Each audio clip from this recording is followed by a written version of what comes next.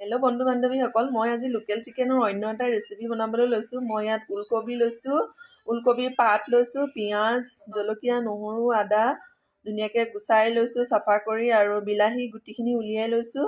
এতিয়া মই এইখিনি পেষ্ট কৰি ল'ম। পেষ্ট কৰি পেলাই বনাম, আপোনালোকক মই দেখাই আছোঁ, চাই গৈ থাকিব। ইয়াত মই ওলকবি পাতটো দিছোঁ, ওলকবি কোমলীয়া অংশ পাত, যিহেতু ঘৰতে কৰা লোকেল হয়, ঘৰতে নিজেই কৰা, সেই গতিকে মই ইয়াত ওলকবি কোমলীয়া অংশটো দিছোঁ, পাতটো একো ছাইড এফেক্ট নাই। আৰু এইখিনি মই মাংসখিনি ভালদৰে ধুই পৰিষ্কাৰ কৰি ল'লোঁ, আৰু জলকীয়াখিনি মই গোটাকৈ কাটি ৰাখিছোঁ। আৰু ইয়াত মোৰ আদা, নহৰু আৰু বিলাহী পেষ্টটো কৰি হৈ গ'ল অলৰেডি। এতিয়া মই মাংসখিনি কম তেলত কম পৰিমাণত ভাজি ল'ম, নিমখ আৰু হালধি দি পেলাই।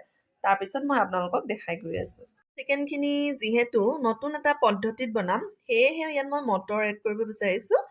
মটৰখিনি মোৰ প্লেটত লোৱা নহ'ল, যিহেতু মটৰৰ গোটা বস্তু বাগৰি যায়, সেই গতিকে মই বাতি এটা ধুনীয়াকৈ গুচাই ধুই পৰিষ্কাৰ কৰি ল'লোঁ। এতিয়া মই আপোনালোকক দেখাই আছোঁ বাৰু।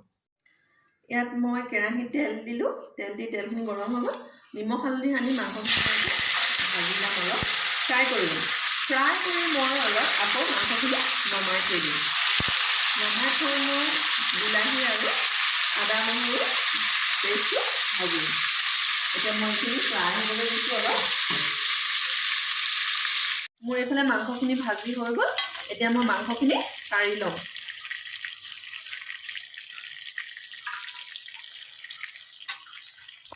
কেৰাহীখনত মই মাংসখিনি ভাজি নমাই ল'লোঁ।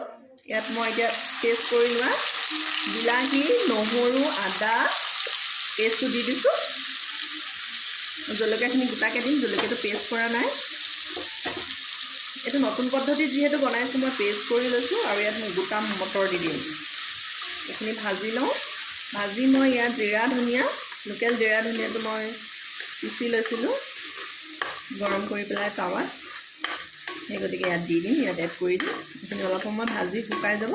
তাৰপিছতে মই মাংস আৰু ওলকবিৰ পাত ইয়াত দি দিয়া হ'ব, আৰু লগতে মটৰখিনি দি দিয়া হ'ব। ইয়াত মই ভাজি লোৱা লোকেল চিকেনখিনি দি দিছোঁ। দি মই ইয়াত ওলকবিৰ পাতটো এড কৰি দিম, আৰু মছলা দি দিম। যিহেতু মই ইয়াত নিমখ আৰু হালধি মাংসখিনি ভাজি লওঁতেই দিয়া হৈছিলে। এনেকৈ এইটো পদ্ধতিত বনালে খাবলৈ বেলেগ টেষ্ট হয়। সদায় একেটা পদ্ধতিত যিহেতু মানুহৰ খাবলৈ ভাল নালাগে, সেই গতিকে মই বেলেগ এটা ৰেচিপি আপোনালোকৰ লগত শ্বেয়াৰ কৰিবলৈ বিচাৰিছোঁ। এইটো পদ্ধতিত খাব, এইটো পদ্ধতিটো খাবলৈ খুবেই ভাল। সদায় যিহেতু মানুহে একেটা বস্তু খাই খাই আমনি লাগে, যেনেদৰে মানুহৰ এটা কাপোৰ পিন্ধি সদায় আমনি লাগে, ঠিক তেনেদৰে মানুহৰ জিভাখনো হৈ যায়। সেয়েহে মই ইয়াত এইটো পদ্ধতিত বনাইছোঁ। এইটো পদ্ধতিত খালে বিৰাটেই টেষ্টি হয় খাবলৈ। ইয়াত মই মছলা এড কৰি দিম, মছলা এতিয়ালৈকে দিয়া নাই।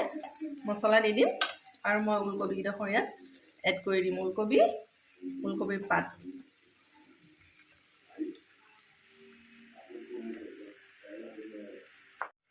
ইয়াত মই এতিয়া মটৰখিনি এড কৰি দিছোঁ। মটৰ যিহেতু বেলেগ এটা পদ্ধতিত বনাইছোঁ, ইয়াত মটৰ এড কৰি দিছোঁ, আৰু মই ওলকবি পাতটো দি দিম। পাতটো দি সিজিব দিম। মই ইয়াত লোকেল মছলাটো ইউজ কৰিছোঁ। আপোনালোকক দেখুওৱা নহ'ল, কাৰেণ্টটো যিহেতু গ'লগৈ, আন্ধাৰ হোৱাৰ বাবে ভিডিঅ'টো কৰা নহ'ল। ইয়াত মই এতিয়া ওলকবি পাতখিনি মিহিকৈ কুটি লোৱা হৈছিলে, ইয়াত দি দিছোঁ। এতিয়া এইখিনি মই লৰাই ঢাকন মাৰি সিজিব দিম। মই এতিয়া ইয়াত লং, দালচেনি, ইলাচি আছিলে, ইলাচি গুড়ি কৰি দি দিছোঁ। লং, দালচেনি, ইলাচি এতিয়া মই লৰাই দিম। এইটো যিহেতু মই গ্ৰেভি বনাইছোঁ, ড্ৰাই টাইপ হ'ব, সেই গতিকে মই ইয়াত পানী এড কৰা নাই, ফ্লেভাৰৰ বাবে দি দিছোঁ। এইটো পদ্ধতিত খাই চাব, বিৰাটেই ভাল লাগে। এইটো পদ্ধতিত আপোনালোকে ট্ৰাই নাই কৰা যদি ট্ৰাই কৰিব।